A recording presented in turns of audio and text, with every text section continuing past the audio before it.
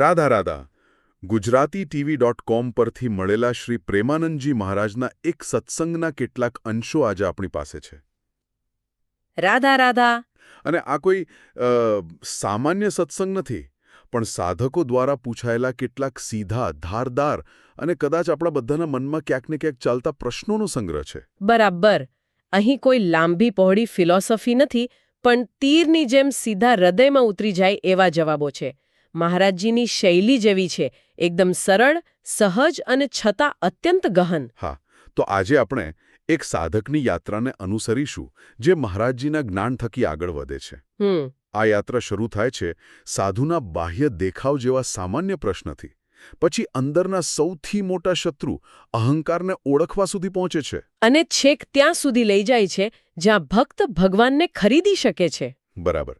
આ સફરમાં દરેક પગલે આધ્યાત્મિકતાના એક એક પળ ઉઘડતા જશે. ચાલો આનું થોડું વિશ્લેષણ કરીએ. ચોક્કસ. તો શરૂઆત એક એવા પ્રશ્નથી થાય છે જે દેખાવ સાથે જોડાયેલો છે. કોઈએ મહારાજજીને પૂછ્યું કે સહચરી ભાવની સાધના માટે શું લાંબી જટા રાખવી જરૂરી છે? હા. આ સાંભળીને જરા હસવું આવે, પણ આજના સોશિયલ મીડિયાના જમાનામાં જ્યાં દેખાવ જ બધું છે ત્યાં પ્રશ્ન ખૂબ મહત્વનો છે, ખરું ને? બિલકુલ. અને મહારાજજીનો જવાબ તો એથી પણ વધુ મજેદાર છે. તેઓ હસીને કહે છે, અરે ભાઈ, અમને જીવવા દો. આ એક વાક્યમાં જ તેમણે આખી વાત પૂરી કરી દીધી. તેઓ કહે છે કે જો હું રોજ દાઢી કરું તો લોકો કહે કે બાબા થઈને ફેશનમાં રહો છો. સાચી વાત. અને વાળ વધારું તો તમે પૂછો છો કે શું આ જરૂરી છે? મતલબ કે દુનિયાને તો બસ ટીકા કરવાનું બહાનું જોઈએ. એટલે એમનો ઈશારો એ તરફ છે કે લોકો સાધનાના તત્વને બદલે બાહ્ય ચિહ્નોમાં જ અટવાઈ જાય છે. બરાબર. જટા, ભગવા વસ્ત્રો, તિલક, આ બધું તો પછી આવે, પહેલા ભજન આવે છે. તેઓ સ્પષ્ટ કહે છે કે આ સાબુ, તેલ લગાવીને વાળ ઓળવામાં જે સમય જાય એના કરતાં જેવું છે એવું રહીને ભજન કરવું શું ખોટું? આ જવાબ છે ને એ સમગ્ર ચર્ચા માટે એક પાયો નાખે છે. કે આધ્યાત્મિકતા એ આંતરિક અનુભવ છે. બસ, કોઈ બાહ્ય પ્રદર્શન કે કોઈ યુનિફોર્મ નથી. સાચો સાધુ એ છે જેનું મન ભજનમાં હોય, પછી ભલે એણે જીન્સ પહેર્યું હોય કે જટા રાખી હોય. તો આ બાહ્ય દેખાવની ચિંતા છોડીને જ્યારે સાધક અંદરની તરફ વળે ત્યારે તેનો સામનો સૌથી મોટા અવરોધ સાથે થાય છે, અને એ છે દેહાભિમાન. હા, હું શરીર છું એવો ભાવ. તો મહારાજજીના મતે આને કેવી રીતે દૂર કરી શકાય? અહીં મહારાજજી માત્ર 3 પગલાં નથી ગણાવતા, પણ અહંકારને ઓગાળવા માટેનો એક આખું ઇકોસિસ્ટમ રજૂ કરે છે. અચ્છા, ઇકોસિસ્ટમ? આ શબ્દ રસપ્રદ છે. હા, મતલબ કે આ કોઈ ચેકલિસ્ટ નથી કે એક પછી એક પૂરું કરતા જાઓ. આ 3 પગલાં એકબીજા સાથે જોડાયેલા છે. કયા 3? પહેલું છે સદ્ગુરુના શરણમાં જવું. બીજું, ભક્તોના પવિત્ર ચરિત્રોનું શ્રવણ કરવું. અને ત્રીજું અને સૌથી અગત્યનું, સંતો અને ભક્તોની સેવા કરવી. તો આ 3 એકસાથે કેવી રીતે કામ કરે છે? જુઓ, જ્યારે તમે નિસ્વાર્થ ભાવે ભક્તોની સેવા કરો છો, જેમ કે તેમના વાસણ સાફ કરવા કે ઝાડુ લગાવવું, ત્યારે તમારું પદ, તમારી ડિગ્રી, તમારું જ્ઞાન બધું ઓગળવા લાગે છે. નમ્રતા આવે છે. બરાબર. અને આ નમ્રતા આવવાથી હુંપણું ઓછું થાય છે. અને જ્યારે આ અહંકારનો ઘોંઘાટ શાંત થાય, ત્યારે સદ્ગુરુના શબ્દો તમારા હૃદયમાં ઉતરે છે. અચ્છા. અને ભક્તોના ચરિત્ર સાંભળવાથી તમને પ્રેરણા મળે છે કે હા, આ માર્ગ શક્ય છે. આમ આ એક સતત ચાલતી પ્રક્રિયા છે જે અહંકારને મૂળમાંથી જ નબળો પાડે છે. એટલે કે સેવા કરવાથી ગુરુના શબ્દો ગ્રહણ કરવાની પાત્રતા કેળવાય છે. અને એના માટે મહારાજજી ચરણરજ જેવો શબ્દ વાપરે છે, જેનો બહુ ગહન અર્થ છે. ખૂબ જ ગહન. ચરણરજથી અભિષેક એનો અર્થ એ નથી કે માથા પર ધૂળ લગાવવી. હા. એનો ભાવ એ છે કે ભક્તોની નમ્રતા અને ભક્તિના સંસ્કારને પોતાના જીવનમાં ઉતારવા. જ્યારે આપણે કોઈ સાચા ભક્તની સેવા કરીએ છીએ ત્યારે આપણને સમજાય છે કે સાચી મહાનતા શેમાં છે. અને એ સમજ આવતા જ આપણું જાતિ, વિદ્યા અને કુળનું અભિમાન તૂટી જાય છે. અને જ્યાં અભિમાન તૂટ્યું ત્યાં ભગવાનની કૃપા વરસવા લાગે છે. તો માની લઈએ કે સેવા અને સત્સંગ દ્વારા દેહાભિમાન ઓછું થવા લાગ્યું. એ પછીની અવસ્થા કઈ? એ જ જેને આપણે આત્મસાક્ષાત્કાર કહીએ છીએ. હા. આ શબ્દ આપણે ઘણીવાર સાંભળ્યો છે, પણ મહારાજજીના મતે તેનો વાસ્તવિક અનુભવ કેવો હોય છે? મહારાજજી તેને ખૂબ જ વ્યવહારિક રીતે સમજાવે છે. આત્મસાક્ષાત્કાર એટલે પોતાના સાચા સ્વરૂપનો અનુભવ, એટલે કે હું કોણ છું તેનો અનુભવ. અત્યારે આપણો હું કોની સાથે જોડાયેલો છે? શરીર સાથે. મને ભૂખ લાગી, મારો પગ દુખે છે, મને ગુસ્સો આવ્યો, આ બધું શરીર અને મનના સ્તરે છે. તો પછી સાચું સ્વરૂપ આ શરીર અને મનથી અલગ છે? હા, મહારાજજી 3 શરીરની વાત કરે છે: સ્થૂળ, સૂક્ષ્મ અને કારણ. અને આને સમજવું બહુ જરૂરી છે. ઓકે. સ્થૂળ એટલે આપણું આ ભૌતિક શરીર જે દેખાય છે. સૂક્ષ્મ એટલે આપણું મન, બુદ્ધિ, અહંકાર, વિચારોનું જગત. જે દેખાતું નથી પણ અનુભવાય છે. બરાબર. અને કારણ શરીર એટલે આપણા ઊંડા સંસ્કારો અને વાસનાઓનો સંગ્રહ, જે નવા જન્મનું કારણ બને છે. અચ્છા. મહારાજજી કહે છે કે તમે આ 3 પળથી પર છો. તમે એ આત્મા છો જે આ 3 શરીરને પ્રકાશિત કરે છે. આનો અનુભવ થવો એ જ આત્મ સાક્ષાત્કાર છે. અને જ્યારે કોઈને આવો અનુભવ થાય ત્યારે તેના જીવનમાં શું બદલાવ આવે? તે જીવન મુક્ત બની જાય છે. તેને કોઈ ચિંતા કે ભય નથી રહેતો. કેમ? કારણ કે ચિંતા અને ભય તો શરીર અને મનને થાય છે. જ્યારે તમને અનુભવ થઈ જાય કે તમે તો અમર અવિનાશી આત્મા છો, તો પછી મૃત્યુનો ભય પણ ક્યાંથી રહે? જીવન એક અખંડ આનંદનો પ્રવાહ બની જાય છે. આનાથી જોડાયેલો જે એક બીજો પ્રશ્ન છે જે મને હંમેશા મૂંઝવે છે: શું આત્મજ્ઞાન થયા પછી પણ માયા આપણને ભ્રમિત કરી શકે? કારણ કે આપણે પુરાણોમાં એવી કથાઓ સાંભળી છે કે મોટા મોટા ઋષિમુનિઓ પણ તપસ્યામાંથી ભટકી ગયા. આ એકદમ યોગ્ય પ્રશ્ન છે. અને મહારાજજી તેનો જવાબ એક એવા દ્રષ્ટાંતથી આપે છે જે બધી શંકાઓનું સમાધાન કરી દે. કયું? તેઓ પૂછે છે, એકવાર રૂમમાં લાઇટ થઈ જાય પછી શું ત્યાં અંધારું રહી શકે? ના, બિલકુલ નહીં. બસ તેવી જ રીતે બ્રહ્મબોધ એટલે કે સત્યનો પ્રકાશ થયા પછી માયારૂપી અંધકારનું અસ્તિત્વ જ નથી રહેતું. અને પેલું દોરડી અને સાપનું ઉદાહરણ? હા, એ તો શ્રેષ્ઠ છે. અંધારામાં પડેલી દોરડી આપણને સાપ જેવી લાગે અને આપણું હૃદય ધડકવા લાગે, ડર લાગે. પણ જેવી ટોર્ચ ચાલુ કરે કે તરત ખબર પડી કે તો માત્ર દોરડી છે, પછી શું આપણને સાપનો ડર લાગે? ક્યારેય નહીં. ક્યારેય નહીં. મહારાજજી કહે છે, માયા એટલે યા મા, અર્થાત જે નથી તે. માયા એ સત્ય નથી, માત્ર સત્યનો અભાવ છે. અચ્છા. જેને એકવાર સત્ય દેખાઈ ગયું તેને ભ્રમ ડણાવી જ કેવી રીતે શકે? અને જે ઋષિઓ ભટક્યા એનો અર્થ એ કે હજી તેમનો બોધ પૂર્ણ નહોતો થયો. હજી ક્યાંક અંધારાનો ખૂણો બાકી રહી ગયો હતો. પૂર્ણ જ્ઞાની માટે માયાનું અસ્તિત્વ જ નથી. પણ આમ ઘણા લોકો એવી દલીલ કરશે કે ત્રાટક, કુંડલીની જાગરણ, ધ્યાન આવી ક્રિયાઓથી પણ તો મન શાંત થાય જ છે. તો મહારાજજી મનની શુદ્ધિ અને મનની શાંતિ વચ્ચે શું ભેદ પાડે છે? શું શાંત મન હોવું એ શુદ્ધ મન હોવાની ગેરંટી નથી? આ બહુ સૂક્ષ્મ અને મહત્વનો ભેદ છે. મહારાજજીનો જવાબ એકદમ અડગ છે. હરિભજન વિના આ ભવસાગર તરી શકાતો નથી. ઓહ. યોગ કે તંત્રની ક્રિયાઓથી મનને થોડા સમય માટે શાંત કે એકાગ્ર કરી શકાય છે. તમને થોડી સિદ્ધિઓ પણ મળી શકે છે.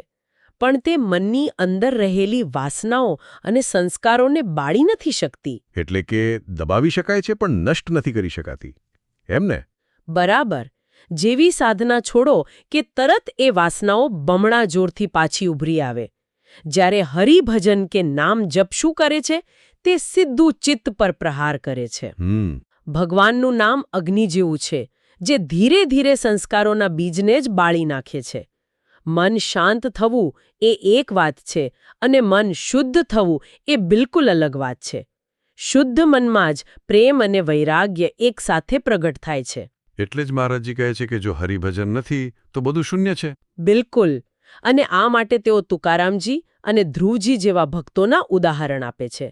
તમે જુઓ, તુકારામજી માટે જે વિમાન આવ્યું, કે પછી 5 વર્ષના ધ્રુવજીને જે અભિચળ પદ મળ્યું, એની પાછળ કોઈ જટિલ યોગ સાધના નહોતી. તે તો બસ ભગવાનના નામ પરનો શુદ્ધ ભરોસો હતો. હા, અને નિરંતર જપનો જ પ્રતાપ હતો. અને છેવટે તેઓ ગીતાનો સૌથી મોટો પ્રમાણ આપે છે. ભગવાન શ્રી કૃષ્ણ પોતે કહે છે, મામેવ યે પ્રપદ્યન્તે માઈ મેતાન તરંતી તે. અર્થાત જે ફક્ત અને ફક્ત મારા શરણમાં આવે છે તે જ મારી આ દુસ્તર માયાને તરી શકે છે. અહીં મામેવ શબ્દ બહુ મહત્વનો છે, જેનો અર્થ છે માત્ર મને જ, બીજો કોઈ શોર્ટકટ નથી. તો જો ભક્તિ અને નામજપ જ મુખ્ય માર્ગ છે તો પછી દીક્ષાનું શું મહત્વ છે? પણ એક મિનિટ, આ થોડું ગૂંચવણભર્યું છે. કેમ? આપણા સમાજમાં તો દીક્ષા એટલે ગુરુ પાસેથી મંત્ર લેવો, કંઠી પહેરવી. જો કોઈએ આ બધું વિધિવત કર્યું હોય પણ હજી પોતાના મનનું જ કરતો હોય તો શું મહારાજજી એને દીક્ષિત નહીં ગણે? આ તો સમાજની માન્યતાથી બિલકુલ ઉલટું થયું. તમે બરાબર મુદ્દો પકડ્યો. મહારાજજી આ જ ભ્રમને તોડે છે.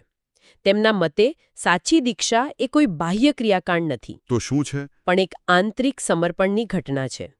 સાચી દીક્ષા એટલે પોતાની બધી જ ઈચ્છાઓ અને પોતાની મન માનીને ગુરુના ચરણોમાં સમર્પિત કરી દેવી. અને કોઈ સરળ ઉદાહરણથી સમજાવી શકાય? ઈચ્છાઓને સમર્પિત કરવી એ થોડું અમૂર્ત લાગે છે. ચોક્કસ. આને આમ સમજીએ. ધારો કે તમે કોઈ અનુભવી ગાઈડ સાથે હિમાલયના પહાડ ચડી રહ્યા છો. તમે નકશો જોઈને કહો કે મારે તો આ ટૂંકા રસ્તેથી જ જવું છે, જલ્દી પહોંચી જવા છે. પણ ગાઈડ જે રસ્તાને 20 વાર જોઈ ચૂક્યો છે તે કહે કે ના, તે રસ્તો દેખાય છે સહેલો, પણ ત્યાં હિમપ્રપાતનો ભય છે, આપણે લાંબા પણ સુરક્ષિત રસ્તેથી જઈશું. બરાબર. હવે પોતાની બુદ્ધિ અને ઈચ્છાને બાજુ પર મૂકીને એ ગાઈડ પર સંપૂર્ણ વિશ્વાસ મૂકવો, એ જ દીક્ષાનો સાચો ભાવ છે. એટલે ગુરુ આપણા આધ્યાત્મિક ગાઈડ છે. બસ તેમની આજ્ઞાનું પાલન કરવું અને મનસ્વી આચરણનો ત્યાગ કરવો એ જ સાચી દીક્ષા છે. કંઠી તો માત્ર એ સમર્પણનું પ્રતીક છે, પણ અંદરનો સૈનિક તો આજ્ઞાપાલનથી જ બને છે. એક મિનિટ, હું જે સાંભળી રહ્યો છું તે બરાબર છે? આગળ એક પ્રશ્ન એવો આવે છે કે શું નામરૂપી ધનથી ભગવાનને ખરીદી શકાય? હા. આ ખરીદવું શબ્દ જેટલો ક્રાંતિકારી છે કે મને તેના પર વિશ્વાસ નથી આવતો. મોટાભાગના શાસ્ત્રોમાં તો સમર્પણ, કૃપા, શરણાગતિની વાત હોય છે. અહીં તો સીધા સોદાની વાત છે. આ શું છે? અને મહારાજજીનો જવાબ જુઓ. જરા પણ સંકોચ વિના તેઓ કહે છે, હા, ચોક્કસ ખરીદી શકાય. અરે વાહ! આ જ તો ભક્તિ માર્ગની સુંદરતા અને સર્વોચ્ચતા છે. જ્ઞાન માર્ગમાં બ્રહ્મ સાથે એક થવાની વાત છે, પણ ભક્તિ માર્ગમાં તો ભગવાનને પોતાના બનાવી લેવાની, તેમને બાંધી લેવાની વાત છે. પણ ખરીદવું એટલે શું? શું આપણે ભગવાનને કોઈ વસ્તુની જેમ પ્રાપ્ત કરી શકીએ? ખરીદવું એટલે તેમને પોતાના પ્રેમના બદલામાં વશ કરી લેવા. હનુમાનજીનું ઉદાહરણ જુઓ. તેમણે પોતાના નિરંતર રામ નામના જપ અને સેવાથી રામજીને એવા વશમાં કર્યા હતા કે રામજી તેમના ઋણમાંથી ક્યારેય મુક્ત ન થઈ શક્યા. બરાબર. મહારાજજી તો ત્યાં સુધી કહે છે કે ભગવાન પોતે કહે છે, આવો ભક્ત જો મને બજારમાં વેચવા નીકળે તો હું ખુશી ખુશી વેચાઈ જવા તૈયાર છું. આ કોઈ વ્યાપારિક સોદો નથી, આ પ્રેમનો સોદો છે. આ સાંભળીને તો ખરેખર ભાવ વિભોર થઈ જવાય છે. એનો અર્થ એ કે ભક્તની ભક્તિ આગળ ભગવાનનું ઐશ્વર્ય પણ નાનું પડી જાય છે. સાવ સાચી વાત. નામરૂપી ધનમાં એટલી તાકાત છે કે તે પરબ્રહ્મ પરમાત્માને પણ ભક્તના દાસ બનાવી શકે છે. ભગવાન અર્જુનનો રથ કેમ ચલાવે છે, સુદામાના પગ કેમ ધોવે છે, ગોપીઓના ઈશારે કેમ નાચે છે, આ બધું શું છે? આ ભક્તના શુદ્ધ પ્રેમ અને નામજપરૂપી ધનને વશ થઈને ભગવાનનું દાસ બનવું જ છે. આ શક્તિ બીજા કોઈ સાધનમાં નથી, માત્ર અને માત્ર નામમાં છે. ચર્ચાના અંત ભાગમાં 2 પવિત્ર સ્થળોનો ઉલ્લેખ છે, ચિત્રકૂટ અને વૃંદાવન. આ બંને સ્થળોનો આધ્યાત્મિક મહિમા અલગ અલગ કેવી રીતે છે? હા, આ પણ સાધક માટે સમજવા જેવી વાત છે. દરેક સ્થળની પોતાની એક વાઇબ્રેશન કે ઊર્જા હોય છે. મહારાજજી કહે છે કે ચિત્રકૂટ એ વૈરાગ્યની ભૂમિ છે, જ્યારે વૃંદાવન એ અનુરાગ એટલે કે પ્રેમની ભૂમિ છે. અચ્છા. ચિત્રકૂટમાં ભગવાન શ્રીરામે વનવાસ દરમિયાન ત્યાગ, તપસ્યા અને વૈરાગ્યનું આદર્શ જીવન જીવ્યું હતું. એટલે આજે પણ એ ભૂમિના કણ-કણમાં વૈરાગ્યના સંસ્કાર ભરેલા છે. તો ત્યાં સાધના કરવાથી સંસાર પ્રત્યે અનાસક્તિનો ભાવ જલ્દી જાગે છે, એમ ને? હા, બિલકુલ. ચિત્રકૂટમાં રહીને જો કોઈ વિષયોનો ત્યાગ કરીને સાધના કરે તો ભગવાન રામની કૃપાથી તેનું મન સંસારમાંથી બહુ જ જલ્દી ઉપરામ થઈ જાય છે. અને વૃંદાવન? જ્યારે વૃંદાવન તો પ્રેમની ભૂમિ છે. ત્યાં તો હવા પણ રાધા રાધે ગાય છે. ત્યાં કણકણમાં રાધા કૃષ્ણનો દિવ્ય પ્રેમ વ્યાપેલો છે. એટલે ત્યાંની સાધના મુખ્યત્વે પ્રેમલક્ષી ભક્તિ, જેને રાગાનુગા ભક્તિ કહે છે, તેના માટે સર્વોત્તમ છે. તો આ સમગ્ર ચર્ચાનો સાર શું છે? જો આપણે આ બધી વાતોને એક સૂત્રમાં બાંધવી હોય તો અંતિમ સંદેશ શું છે? અંતિમ અને સૌથી મહત્વપૂર્ણ સંદેશ યુવાનો માટે છે. મહારાજજી ભારપૂર્વક કહે છે કે ભજન કરવાનું કામ વૃદ્ધાવસ્થા પર ન છોડવું. હા, આ બહુ જ અગત્યની વાત છે. જવાનીમાં જ તેનો અભ્યાસ શરૂ કરી દેવો જોઈએ. તેઓ એકદમ સચોટ ઉદાહરણ આપે છે કે જો યુવાનીમાં બંદૂક ચલાવીને નિશાન લગાવતા ન શીખ્યા તો વૃદ્ધાવસ્થામાં જ્યારે હાથ પગ ધ્રુજતા હશે ત્યારે નિશાન કેવી રીતે લાગશે? સાચી વાત. આ તો એવું થયું કે જીવનની શ્રેષ્ઠ ઊર્જા અને સમય દુનિયામાં વેડફી નાખવો અને પછી થાકેલા શરીરે ભગવાનને યાદ કરવા, એ તો રોકાણની દૃષ્ટિએ પણ ખોટો સોદો છે. બિલકુલ. યુવાનીની શક્તિ, ઉત્સાહ અને ગ્રહણશીલતાનો ઉપયોગ જો ભજનમાં કરવામાં આવે તો આધ્યાત્મિક પ્રગતિ ખૂબ ઝડપથી થાય છે. વૃદ્ધાવસ્થામાં તો શરીર સાથ નથી આપતું અને મન પણ વર્ષો જૂની આદતોનું ગુલામ બની ગયું હોય છે. એટલે યુવાની જ શ્રેષ્ઠ સમય છે. હા, અને ઉપાય શું? રાધા રાધા નામ જપ. આ જ કળિયુગમાં બધી મુશ્કેલીઓ, બધા તણાવ અને બધી ચિંતાઓથી બચાવશે અને પરમાનંદ આપશે. આ જ સમગ્ર સત્સંગનો નિચોડ છે. બાહ્ય આડંબર છોડી, સેવા દ્વારા અહંકાર ઓગાળી, યુવાનીમાં જ ગુરુના માર્ગદર્શન હેઠળ નામજપરૂપી અમૂલ્ય ધન કમાવવું. બસ આટલું જ. ખરેખર આ ચર્ચાએ આધ્યાત્મિક માર્ગના ઘણા ગૂંચવાયેલા પ્રશ્નોના એકદમ સરળ અને સ્પષ્ટ જવાબો આપ્યા છે. મહારાજજીની વાણીમાં એક એવી સહજતા છે જે સીધી બુદ્ધિમાં નહીં પણ હૃદયમાં ઉતરી જાય છે. અહીંથી આપણા સાંભળનારાઓ માટે વિચારવા જેવો એક પ્રશ્ન એ ઊભો થાય છે કે જો મહારાજજીના કહેવા મુજબ નામ એ ભગવાનને પ્રાપ્ત કરવાનું ધન છે, તો આજના આ ભાગદોડવાળા, વિક્ષેપોથી ભરેલા અને સતત નોટિફિકેશનવાળા જીવનમાં કોઈ વ્યક્તિ આ અમૂલ્ય ધનને કેવી રીતે કમાવી શકે અને માત્ર કમાવવું જ નહીં પણ તેનો સંગ્રહ કેવી રીતે કરી શકે? બહુ સારો પ્રશ્ન છે. જો આપને આ વાર્તાલાપ સારો લાગ્યો હોય તો આપના અભિપ્રાય કોમેન્ટમાં લખી અમને મોકલવાનું ચૂકશો નહીં. હા, જરૂરથી. અને gujaratitv.com ને લાઇક કરો, મિત્રો સાથે શેર કરો અને અમારી ચેનલને સબસ્ક્રાઇબ કરવાનું ચૂકશો નહીં. રાધા રાધા. રાધા રાધા.